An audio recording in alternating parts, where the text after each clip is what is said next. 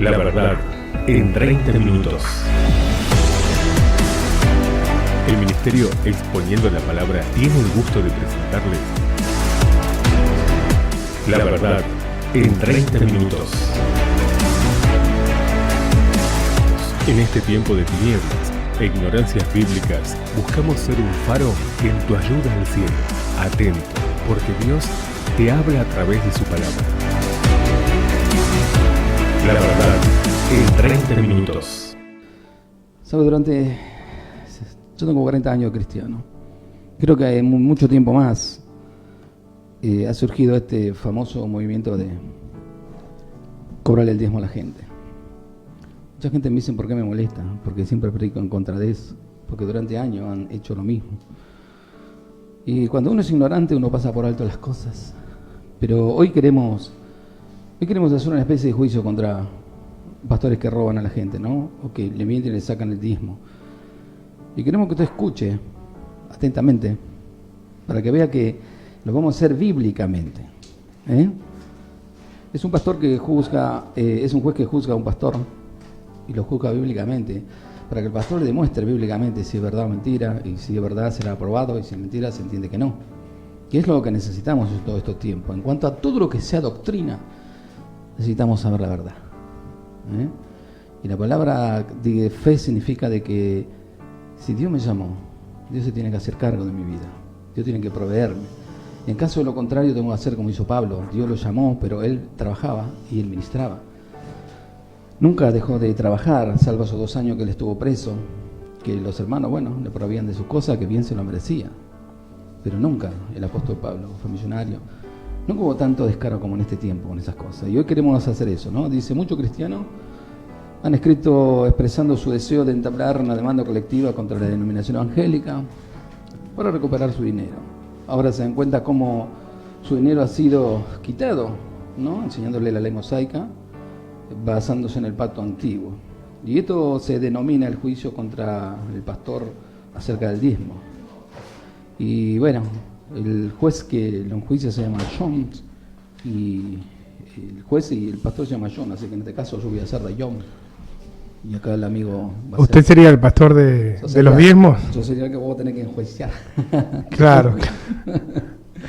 Bien. ¿Le damos nomás entonces? Empecemos nomás. Empecemos nomás. Bien, el juez, en este caso, que haría yo del juez, ¿no? Le habla al pastor Jones, que en este caso sería Fabundi Jones, y le dice lo siguiente, le dice, usted está acusado de múltiples cargos de extorsión. Su parranda de crímenes cubre 20 años y ha alcanzado a miles de víctimas. Wow. Ha defraudado el dinero de la gente por medio del temor, la manipulación, diciéndoles que tenía que entregar a la iglesia el 10% de sus ingresos y que Dios les bendeciría si lo hacían. Además, les dijo que si no diezmaban, Dios les maldeciría. Usted, ante esto, ¿cómo se declara? Su señoría, me declaro inocente. No he hecho nada malo, solo he predicado lo que la Biblia dice. En la Biblia, Abraham dio diezmo a Melquisedec y Dios le bendijo por haber dado fielmente. La Biblia hasta dice que Abraham era rico en plata y oro. Pero no es verdad que en Génesis 13:2 la Biblia dice que Abraham era rico en ganado, plata y oro. Sí, tiene usted razón. Eso es lo que acabo de decir. Muy bien, en el capítulo 13 leemos que Abraham era un hombre rico, pero no es sino hasta Génesis 14 donde leemos sobre el diezmo de Abraham para Melquisedec. Así que Abraham ya era rico antes de diezmar para Melquisedec, ¿es así? Supongo que está escrito, es cierto, ¿no? Así que sus riquezas no eran resultado del diezmo. Tiene usted razón, ¿verdad? Pero usted, también dice que Dios bendijo a Abraham por su fidelidad en dar. En base a esto, ¿cuántas veces estaría registrado que Abraham diezmó para Melquisedec? Solo una vez. Ok, pero usted predica que me podría de alguna manera decir que la Biblia nunca dijo que Abraham diezmó semana tras semana o mes tras mes. No, la Biblia no lo dice. ¿Y de dónde obtuvo Abraham las cosas que le dio a Melquisedec? No dice la Biblia que fue del botín de guerra. Así que usted me está diciendo que el diezmo En realidad fue de los despojos de guerra. Sí, eso es lo que dice la Biblia. Qué bueno que usted se mantenga detrás de la Biblia. Es decir, es un hombre bíblico. Así que básicamente tomó cosas que no eran suyas, porque era un botín de guerra, para comenzar y las dio como diezmo. Eso es lo que la Escritura parece indicar, ¿verdad? ¿Y hay un registro de que Abraham alguna vez tomó algo de su propiedad y las dio como diezmo a Melquisedec o a alguna otra persona? Creo que no. ¿Usted cree que no? Usted es pastor y solo está adivinando. Vale. ¿Está escrito o no que él nunca dio nada de su propiedad como diezmo a nadie? No, no está escrito en ninguna parte que yo sepa. ¿Está escrito de que exactamente era el diezmo a Melquisedec? Creo que sí, del pillaje, de lo que robó ahí cuando ganó. Así que de lo que él robó, ¿puede ser de cualquier cantidad de cosas? Y sí, creo que sí. Es decir, pudo haber sido alimento, ganado, las posesiones del pueblo o cualquier cosa, no dice que era dinero. Sí, está usted en lo cierto, no dice que era solo en dinero.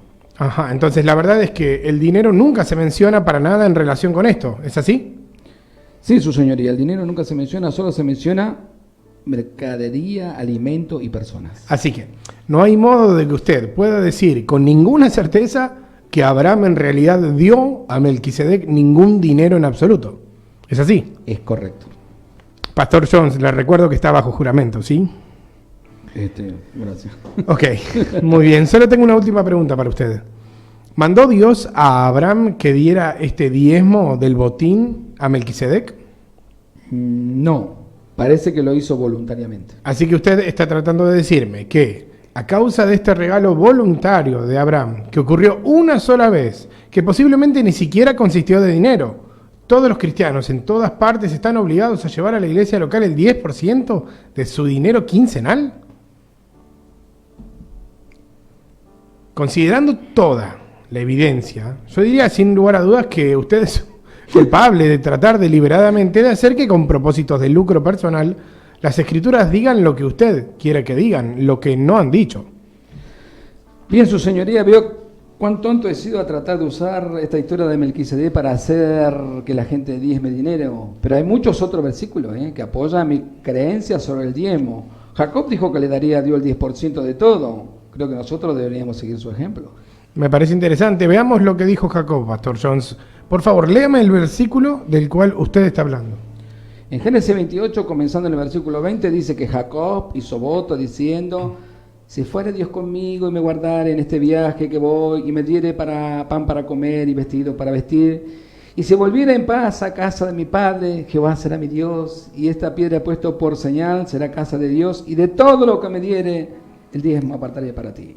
Muy bien, usted dijo que deberíamos seguir el ejemplo de Jacob. ¿Es así, Pastor Jones? Sí, es correcto. Jacob hizo voto de dar el décimo y nosotros deberíamos darlo también. Bien, permítame señalarle una cosa, Pastor Jones. Jacob dijo que le daría el diezmo a Dios, solo si Dios le bendecía primero. Así que, como usted dijo anteriormente, debemos seguir el ejemplo de Jacob y decirle a Dios que solo le daremos el diezmo si nos bendice primero. ¿Sería así?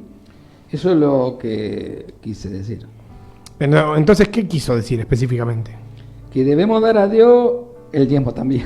Ok, aquí va usted de nuevo, tratando de hacer que la Escritura diga lo que usted quiere que diga, para su propio beneficio. También me gustaría que me diera los textos en donde dice que Jacob cumplió su voto con Dios. Además, me gustaría saber dónde entregó su diezmo, porque en esa época no había ni templo, ni levitas a los cuales llevárselo.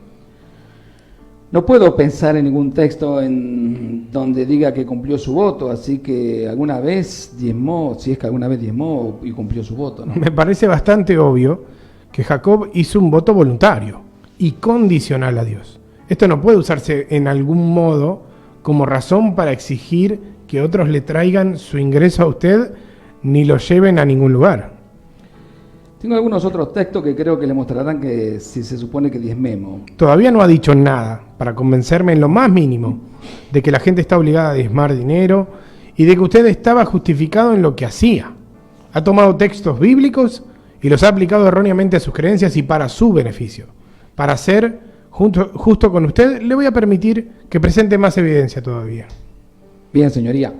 En el libro de Malaquías, capítulo 3, comenzando en el versículo 8, Dice, señoría, ¿robará el hombre a Dios? Pues vosotros me habéis robado. Y dijiste, ¿en qué te hemos robado? En vuestros diezmos y ofrendas. Maldito soy con toda maldición, porque vosotros, toda la nación, me habéis robado. Traed todos los diezmos al alfolí y haz alimento en mi casa, y probadme ahora en esto, dice Jehová de los ejércitos. Si no, os abriré la ventana de los cielos y derramaré sobre vosotros bendición hasta que sobreabunde. Así que su señoría, como usted ve, si nos ordenan llevar diezmo al almacén de Dios, o de lo contrario, Dios nos maldecirá. Teniendo en cuenta que usted es parece un erudito de la palabra, le pregunto esto, Pastor John, ¿sabía usted que Dios jamás requirió que nadie diezmara en dinero? No lo sabía. El diezmo del que se habla aquí siempre fue en productos comestibles, nunca dinero. Bien, su señoría, eso es porque no tenían dinero en esa época, así que Dios le hizo diezmar el alimento en su lugar. No es así. El dinero se menciona por primera vez en Génesis, y Malaquías, que se escribió cientos de años más tarde, tiene en cuenta esto. Dios hizo que trajeran alimento para que los levitas, los huérfanos, las viudas pudieran comer y quedar satisfechos. El diezmo se usaba principalmente para tener cuidado de la gente. Note también que el versículo que usted citó dice, para que haya alimento en mi casa. El alimento era el diezmo. ¿Cómo es que usted pasó por alto completamente la palabra alimento en esos versículos? No lo sé, su señoría. No lo sabe, ok. También quiero que sepa que estos versículos hablan a la gente que estaba bajo la ley del Antiguo Testamento. Como posiblemente usted lo sepa o no, Jesús cumplió la ley, ya no es obligatoria. El diezmo era parte de esa ley que ya ha sido abolida.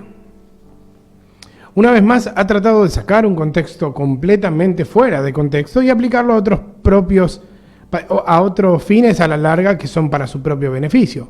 ¿Puede darme un solo texto en el que, según entiende usted, Dios cambiara el diezmo en alimento por diezmo en dinero? No conozco ninguno. Así que, según lo que usted me está diciendo, si Dios nunca cambió el diezmo de alimento a dinero, ¿quién lo hizo? Debe haber sido el hombre. Hasta ahora, Pastor Jones, todo lo que ha hecho es sacar textos del Antiguo Testamento fuera de contexto y aplicarlos a los creyentes bajo el Nuevo Pacto. ¿Son estas todas las pruebas que usted tiene? Tengo un texto del Nuevo Testamento para demostrarle que Jesús nos dijo que diezmásemos, señoría. Me parece perfecto, lo escucho. En Mateo 23:23 Jesús dijo, hay de vosotros, escriba y fariseo hipócritas, porque diezmáis la menta, el eneldo y el comino, y dejáis lo más importante de la ley, la justicia, la misericordia y la fe. Esto era necesario hacer, sin dejar de hacer aquello. Ve usted, Jesús dijo, debemos diezmar. Pero permítame hacerle una pregunta. ¿A quién le hablaba Jesús? Las Escrituras dice a los escribas y fariseos. ¿Usted es escriba o fariseo? Para saber en qué grupo está. No, ninguno de los dos. Ok. En ese pasaje Jesús también dijo, dejan lo más importante de la ley. ¿Estamos bajo la ley? No. ¿Por qué no? Porque Jesús la cumplió. ¿Cuándo cumplió Jesús la ley? Cuando fue crucificado. Así pues, ¿la ley estuvo en vigor hasta la muerte de Jesús? Es correcto. Creo que usted sabe hacia dónde voy con esto, ¿es así? Sí, su señoría. Puesto que Jesús todavía no había sido crucificado y la ley todavía era obligatoria, se requería que los fariseos diezmaran porque el diezmo era parte de la ley. Una vez que la ley terminó, el diezmo terminó también. Bien, entonces, quiero que eche un vistazo a ese versículo nuevamente. Dígame también, ¿en qué consistía el diezmo de ellos? El texto dice en menta, eneldo y comino. ¿Se menciona el dinero? No, no se menciona.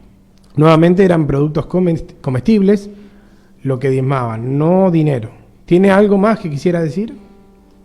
Si la gente diezmara solo en producto comestible, como dice el texto, entonces ¿cómo sobreviviría la iglesia? Tenemos que pagar la hipoteca, la cuenta del servicio público, mi salario, un buen número de otras cosas que tenemos que pagar cada semana. Dependemos del dinero de la gente.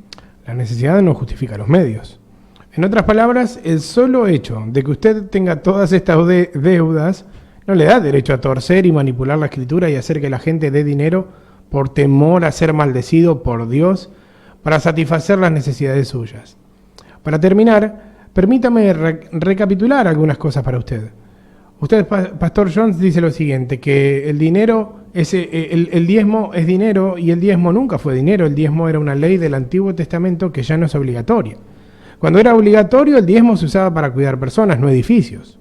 Ahora estamos bajo un nuevo pacto. Pablo instruye a los creyentes de Corinto diciendo cómo tienen que dar. En 2 Corintios capítulo 9, versículo 7, Pablo dice que cada uno dé como propone en su corazón no de mala gana o por obligación, porque Dios ama al dador alegre. Así que cada creyente ha de dar como él o ella ha decidido en su corazón. Si usted está tratando de hacer que la gente dé bajo la amenaza de ser maldecido o por alguna otra razón, está equivocado. Nadie podría ni puede dar alegremente si está siendo obligado a dar. Si su iglesia no puede sobrevivir con ofrendas voluntarias, entonces tal vez, Pastor Jones, quizá Dios no es parte de su iglesia para nada. Nunca me había dado cuenta de esas cosas. Siempre se me ha enseñado que tenemos que dar el diezmo a la iglesia local y eso es lo que yo siempre he enseñado. Ahora veo que estaba completamente equivocado. No había estudiado las escrituras por mi propia cuenta. Solo he aceptado lo que me decían. O sea, el pastor me enseñó eso, al pastor de mi pastor le enseñaron y sucesivamente, ¿verdad? Y sí, soy culpable. No tendré que enseñar más ese error. Pastor Jones, veo que usted hace, de alguna manera, hacía esto desde un lugar de ignorancia y que está arrepentido. Pero también es su responsabilidad, porque su responsabilidad es saber la verdad si la quiere enseñar. Por ende, le aconsejo a usted y le aconsejo a sus colegas, a los demás en esta sala, que comiencen a estudiar la Biblia y que busquen a Dios acerca del tema del diezmo y sus ojos se abrirán. Ya no acepten solamente lo que alguien más les dijo. Comiencen a buscar a Dios y consulten en su palabra sobre cómo y dónde Él quiere que ustedes den. Se levanta la sesión, pero le aclaro algo. Aquí en Argentina, las iglesias evangélicas y otras también demandarán a sus pastores por determinados fraudes. Y quiero que esté al tanto que existe un proyecto de ley en curso que si no revierten su manera de actuar, si llega a ser aprobado, estamos en el horno. Será aprobado para ello. Están aprobados, estamos en el horno. Es terrible, ¿no? Porque me decían, pastor, hace 1500 años que hacen esto. No es así. En el año 777 el catolicismo romano fue el que resucitó el diezmo junto con lo que se llama las indulgencias, que ellos vendían indulgencia para que la gente sea perdonado los pecados, pasado, presente y futuro. Si usted ponía un buen dinero, el catolicismo romano le daba un papelito, un certificado que decía que usted quedaba libre de todo pecado, cuando ellos no tienen la autoridad de nada, absolutamente de nada ni de nadie. Imagínense la enorme ignorancia de aquel entonces, de creer que un roñoso papel escrito por un supuesto papa que tampoco existe en la Biblia los papas ni nada por el estilo, pueda llegar a usted perdonar su pecado pasado, presente y el futuro inclusive, porque usted podía matar a cualquiera y ya estaba perdonado. Bueno, para poder robar más todavía dijeron resucitemos el diezmo, porque hasta ese entonces absolutamente nadie hablaba del diezmo. Y lo resucitaron, y en un tiempo dado los mismos católicos exigían que les diezme a costa de tu vida, de sacar de tus hijos, de sacar de tus propiedades. Pero hay algo importante, ¿sabe? Cuando Dios lo llama, Dios se hace cargo. Y una de las gente que usted tiene que leer, una de las biografías más grandiosas que hay para leer sobre la fe, son los libros antiguos, no los de ahora. Y uno de esos libros se llama La vida de Jorge Müller. Dios llamó a Müller a vivir por la fe de verdad, y él levantó un orfanatorio, que en la realidad de hoy es la octava maravilla del mundo, no sé cuántos millones de dólares salió, pero ¿sabe cómo lo hizo? Por fe. Creyendo que Dios iba a hacer cargo. Y sabe, Dios nunca le falló a Müller. Müller no dependía de un sueldo tampoco, dependía de lo que Dios le daba. Y cuando Müller partió la presencia de Dios a los 90 años, encontraron una libretita, que era la que él tenía, donde del lado izquierdo anotaba las peticiones y del lado derecho la contestación. Descubrieron que había 5.000 oraciones de Müller que se contestaron en el acto y que de las otras no pasaron ni siquiera 24 horas. Ahora, ese mismo Dios de Müller es nuestro Dios. Él no ha cambiado, el hombre ha cambiado. El hombre no depende de Dios, empezó a depender de otras cosas y dentro de ellos es depender del dinero. Yo estoy seguro que si nosotros nos arrepentimos de corazón, porque la palabra de Dios en el libro de Malaquías dice que si mi pueblo se humillare, jamás habla de las personas que no lo conocen, mi pueblo se humillare, entonces yo iré y sanaré su tierra. Solo nosotros tenemos el poder de humillarnos, de que Dios nos escuche y de que esta Argentina cambie de todo lo desastre que viene. Recuerde, nosotros tenemos que humillarnos. Gloria al nombre del Señor. Le damos gracias por su tiempo con el ministerio Exponiendo la Palabra. Será hasta el próximo encuentro en La Verdad en 30 minutos. Muchas gracias.